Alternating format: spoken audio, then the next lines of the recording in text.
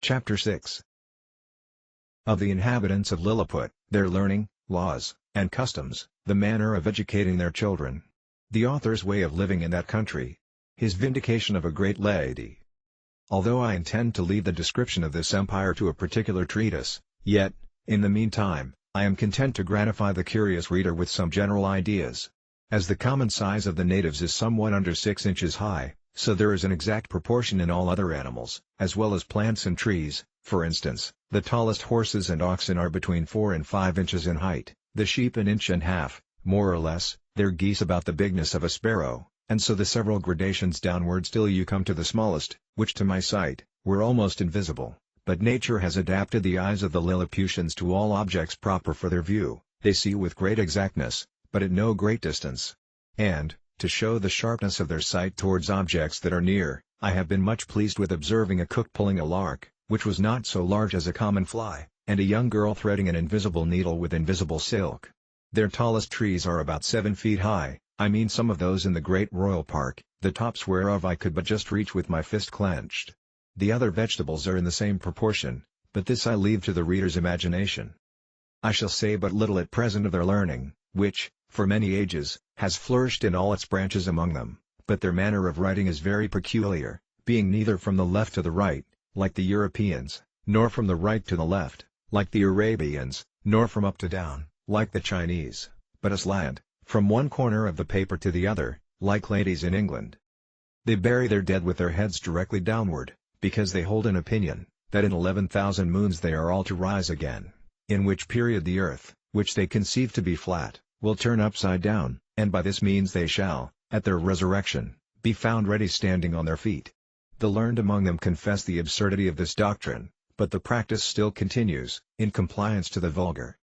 There are some laws and customs in this empire very peculiar, and if they were not so directly contrary to those of my own dear country, I should be tempted to say a little in their justification. It is only to be wished they were as well executed. The first I shall mention, relates to informers. All crimes against the state, are punished here with the utmost severity, but, if the person accused makes his innocence plainly to appear upon his trial, the accuser is immediately put to an ignominious death, and out of his goods or lands the innocent person is quadruply recompensed for the loss of his time, for the danger he underwent, for the hardship of his imprisonment, and for all the charges he has been at in making his defense, or, if that fund be deficient, it is largely supplied by the crown. The emperor also confers on him some public mark of his favor, and proclamation is made of his innocence through the whole city.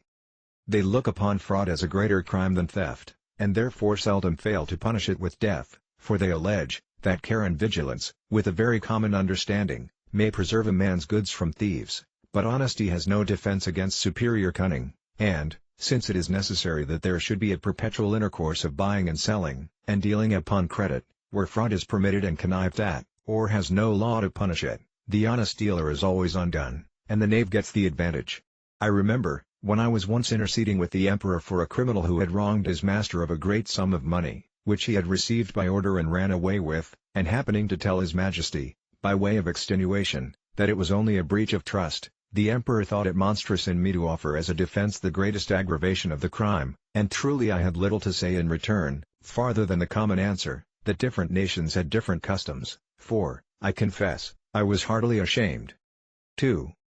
Although we usually call reward and punishment the two hinges upon which all government turns, yet I could never observe this maxim to be put in practice by any nation except that of Lilliput. Whoever can there bring sufficient proof, that he has strictly observed the laws of his country for 73 moons, has a claim to certain privileges, according to his quality or condition of life, with a proportionable sum of money out of a fund appropriated for that use. He likewise acquires the title of Snilpwal, or legal, which is added to his name, but does not descend to his posterity. And these people thought it a prodigious defect of policy among us, when I told them that our laws were enforced only by penalties, without any mention of reward. It is upon this account that the image of justice, in their courts of judicature, is formed with 6 eyes, 2 before, as many behind, and on each side 1, to signify circumspection, with a bag of gold open in her right hand, and a sword sheathed in her left, to show she is more disposed to reward than to punish. In choosing persons for all employments, they have more regard to good morals than to great abilities, for, since government is necessary to mankind, they believe, that the common size of human understanding is fitted to some station or other, and that Providence never intended to make the management of public affairs a mystery to be comprehended only by a few persons of sublime genius, of which there seldom are 3 born in an age, but they suppose truth, justice, temperance, and the like, to be in every man's power, the practice of which virtues, assisted by experience and a good intention, would qualify any man for the service of his country, except where a course of study is required. But they thought the want of moral virtues was so far from being supplied by superior endowments of the mind, that employments could never be put into such dangerous hands as those of persons so qualified, and, at least, that the mistakes committed by ignorance, in a virtuous disposition, would never be of such fatal consequence to the public weal, as the practices of a man, whose inclinations led him to be corrupt, and who had great abilities to manage, to multiply, and defend his corruptions. In like manner, the disbelief of a divine providence renders a man incapable of holding any public station, for, since kings avow themselves to be the deputies of Providence, the Lilliputians think nothing can be more absurd than for a prince to employ such men as disown the authority under which he acts. In relating these and the following laws, I would only be understood to mean the original institutions, and not the most scandalous corruptions, into which these people are fallen by the degenerate nature of man. For, as to that infamous practice of acquiring great employments by dancing on the ropes, or badges of favor and distinction by leaping over sticks and creeping under them, the reader is to observe, that they were first introduced by the grandfather of the emperor now reigning, and grew to the present height by the gradual increase of party and faction. Ingratitude is among them a capital crime, as we read it to have been in some other countries, for they reason thus, that whoever makes ill returns to his benefactor, must needs be a common enemy to the rest of mankind, from whom he has received no obligation, and therefore such a man is not fit to live.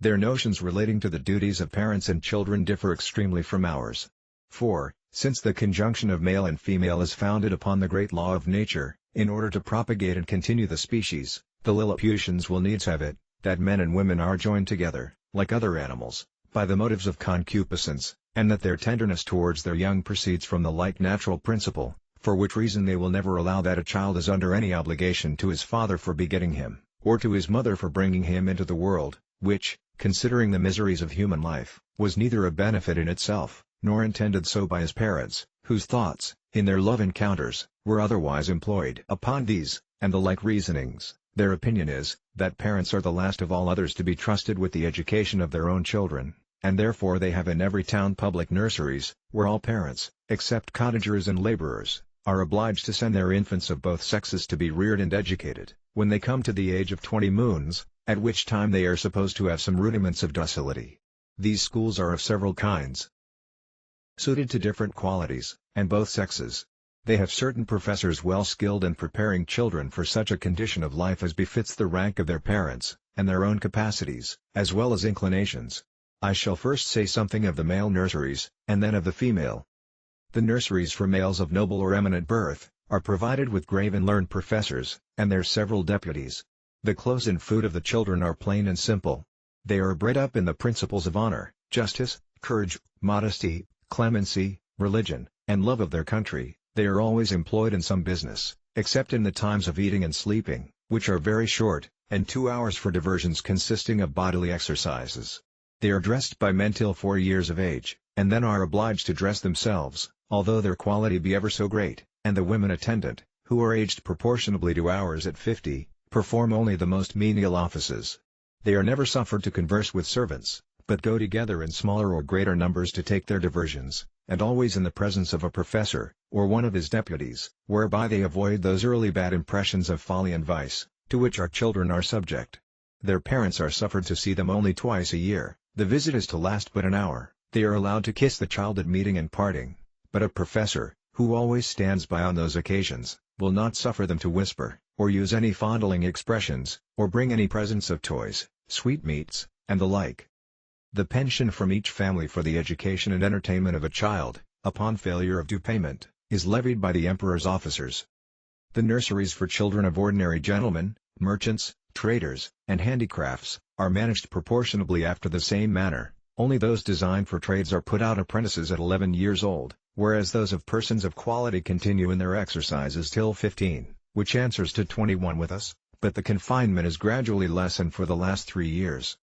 In the female nurseries, The young girls of quality are educated much like the males, only they are dressed by orderly servants of their own sex, but always in the presence of a professor or deputy, till they come to dress themselves, which is at 5 years old. And if it be found that these nurses ever presume to entertain the girls with frightful or foolish stories, or the common follies practiced by chambermaids among us, they are publicly whipped thrice about the city, imprisoned for a year, and banished for life to the most desolate part of the country. Thus the young ladies are as much ashamed of being cowards and fools as the men, and despise all personal ornaments, beyond decency and cleanliness. Neither did I perceive any difference in their education made by their difference of sex, only that the exercises of the females were not altogether so robust, and that some rules were given them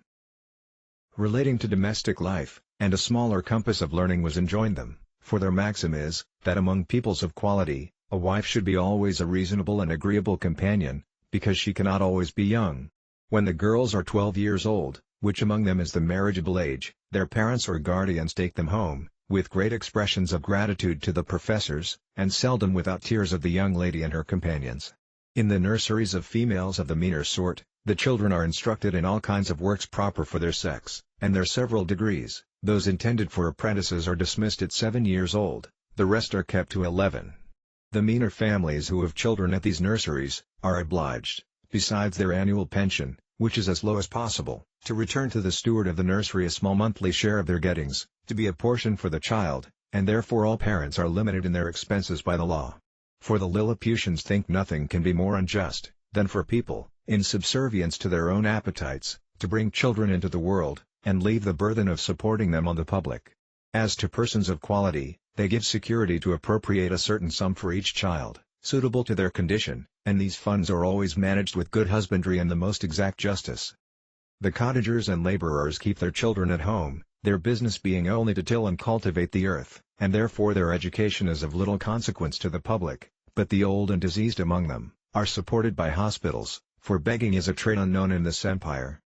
And here it may, perhaps, divert the curious reader, to give some account of my domestics, and my manner of living in this country, during a residence of 9 months, and 13 days. Having a head mechanically turned, and being likewise forced by necessity, I had made for myself a table and chair convenient enough, out of the largest trees in the royal park. 200 seamstresses were employed to make me shirts, and linen for my bed and table, all of the strongest and coarsest kind they could get, which, however, they were forced to quilt together in several folds, for the thickest was some degrees finer than lawn. Their linen is usually 3 inches wide, and 3 feet make a piece. The seamstresses took my measure as I lay on the ground, one standing at my neck, and another at my mid-leg, with a strong cord extended, that each held by the end, while a third measured the length of the cord with a rule of 1 inch long. Then they measured my right thumb, and desired no more, for by a mathematical computation, that twice round the thumb is once round the wrist, and so on to the neck and the waist, and by the help of my old shirt, which I displayed on the ground before them for a pattern, they fitted me exactly. 300 tailors were employed in the same manner to make me clothes, but they had another contrivance for taking my measure. I kneeled down, and they raised a ladder from the ground to my neck. Upon this ladder one of them mounted, and let fall a plumb line from my collar to the floor, which just answered the length of my coat, but my waist and arms I measured myself. When my clothes were finished, which was done in my house, for the largest of theirs would not have been able to hold them, they looked like the patchwork made by the ladies in England, only that mine were all of a color. I had 300 cooks to dress my victuals, in little convenient huts built about my house, where they and their families lived, and prepared me 2 dishes apiece. I took up 20 waiters in my hand, and placed them on the table. 100 more attended below on the ground, some with dishes of meat, and some with barrels of wine and other liquors slung on their shoulders, all which the waiters above drew up, as I wanted, in a very ingenious manner, by certain cords, as we draw the bucket up a well in Europe. A dish of their meat was a good mouthful, and a barrel of their liquor a reasonable draught. Their mutton yields 2 hours, but their beef is excellent. I have had a sirloin so large, that I have been forced to make 3 bites of it, but this is rare. My servants were astonished to see me eat it, bones and all, as in our country we do the leg of a lark. Their geese and turkeys I usually eat at a mouthful, and I confess they far exceed ours. Of their smaller fowl I could take up 20 or 30 at the end of my knife. One day His Imperial Majesty, being informed of my way of living, desired that himself and his royal consort, with the young princes of the blood of both sexes, might have the happiness, as he was pleased to call it, of dining with me. They came accordingly, and I placed them in chairs of state, upon my table, just over against me, with their guards about them. Flimnap, the Lord High Treasurer, attended there likewise with his white staff, and I observed he often looked on me with a sour countenance, which I would not seem to regard, but ate more than usual, in honor to my dear country, as well as to fill the court with admiration. I have some private reasons to believe, that this visit from His Majesty gave Flimnap an opportunity of doing me ill offices to his master. That minister had always been my secret enemy, though he outwardly caressed me more than was usual to the moroseness of his nature. He represented to the emperor the low condition of his treasury, that he was forced to take up money at a great discount, that exchequer bills would not circulate under 9% below par, that I had cost His Majesty above 1.5 million of sprugs, their greatest gold coin, about the bigness of a spangle, and, upon the whole, that it would be advisable in the emperor to take the first fair occasion of dismissing me. I am here obliged to vindicate the reputation of an excellent lady, who was an innocent sufferer upon my account. The treasurer took a fancy to be jealous of his wife, from the malice of some evil tongues, who informed him that her grace had taken a violent affection for my person, and the court scandal ran for some time, that she once came privately to my lodging. This I solemnly declare to be a most infamous falsehood, without any grounds, further than that her grace was pleased to treat me with all innocent marks of freedom and friendship. I own she came often to my house, but always publicly, nor ever without 3 more in the coach, who were usually her sister and young daughter, and some particular acquaintance, but this was common to many other ladies of the court. And I still appeal to my servants round, whether they at any time saw a coach at my door, without knowing what persons were in it. On those occasions, when a servant had given me notice, my custom was to go immediately to the door, and, after paying my respects, to take up the coach and 2 horses very carefully in my hands, for, if there were 6 horses, the postilion always unharnessed 4, and placed them on a table, where I had fixed a movable rim quite round, of 5 inches high, to prevent accidents. And I have often had 4 coaches and horses at once on my table, full of company, while I sat in my chair, leaning my face towards them, and when I was engaged with one set, the coachman would gently drive the others round my table. I have passed many an afternoon very agreeably in these conversations. But I defy the treasurer, or his 2 informers, I will name them, and let them make the best of it, Clustrel and Drunlow, to prove that any person ever came to me incognito, except the secretary Reldresal, who was sent by express command of His Imperial Majesty, as I have before related. I should not have dwelt so long upon this particular, if it had not been a point wherein the reputation of a great lady is so nearly concerned, to say nothing of my own, though I then had the honor to be a Nardots, which the treasurer himself is not, for all the world knows, that he is only a Glumglum, a title inferior by 1 degree, as that of a marquis is to a duke in England, yet I allow he preceded me in right of his post. These false informations, which I afterwards came to the knowledge of by an accident not proper to mention, made the treasurer show his lady for some time an ill countenance, and me a worse, and although he was at last undeceived and reconciled to her, yet I lost all credit with him, and found my interest decline very fast with the emperor himself, who was, indeed, too much governed by that favorite,